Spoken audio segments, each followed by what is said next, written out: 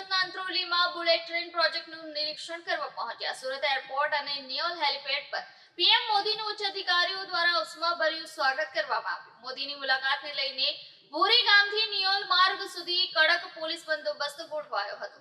મોદીની મુલાકાતને લઈને ભૂરી ગામથી નિયોલ માર્ગ સુધી કડક પોલીસ બંદોબસ્ત ગોઠવાયો હતો. ડ્રોન સર્વેલન્સ સહિત 2000 થી વધુ પોલીસ કર્મીઓ તૈનાત રહ્યા હતા. ગ્રામજનોએ મોદીને જોવા ભારે ઉત્સાહ દર્શાવ્યો હતો. નિરીક્ષણ બાદ વડાપ્રધાને નિયોલથી હેલિકોપ્ટર મારફતે દેડિયાપાડા તરફ પ્રસ્થાન કર્યું, જ્યાં તેઓ જાહેર સભાને સંબોધશે.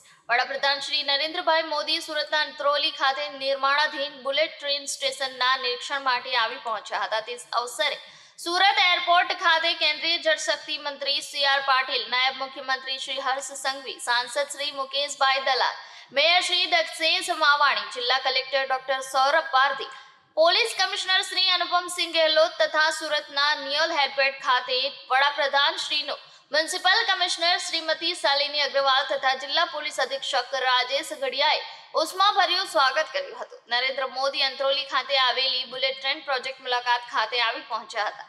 બોરી ગામથી નિયોલ સુધીનો રસ્તો પર બેરલ મૂકીને મોદી સુરક્ષા સિક્યુરિટી હાઈ એલર્ટ જોવા મળી હતી. સાથે જ રસ્તા પર આવતા દરેક પોઈન્ટ પર પોલીસ કાફલો તેમજ બિલ્ડિંગ ટેરેસ તેમજ ગ્રામજનો જોવા માટે ઉત્સાહપૂર્વક અંત્રોલી ગ્રામજનો દ્વારા અનોખો માહોલ જોવા મળ્યો હતો. બુલેટ ટ્રેન પ્રોજેક્ટ મુલાકાત લઈને નિયોલ ખાતે બનેલા હેલિપેડ હેલિકોપ્ટરથી દેવ મોગરા દેડિયાપાડા ખાતે સભા સંબોધિત કરવામાં આવશે. આ કાર્યક્રમમાં સુરત ખાતે આવેલ બુલેટ ટ્રેન પ્રોજેક્ટ ખાતે આવેલ વડાપ્રધાન નરેન્દ્ર મોદીની સુરક્ષા માટે 2000 થી વધુ પોલીસ કર્મીઓ તેમજ અન્ય ઉચ્ચ અધિકારીઓ તૈનાત જોવા મળ્યા હતા. સાથે તેમ વાયરલેસ વોકી ટોકી તેમજ અન્ય સુવિધાથી સજ્જ નજરે પડ્યા હતા.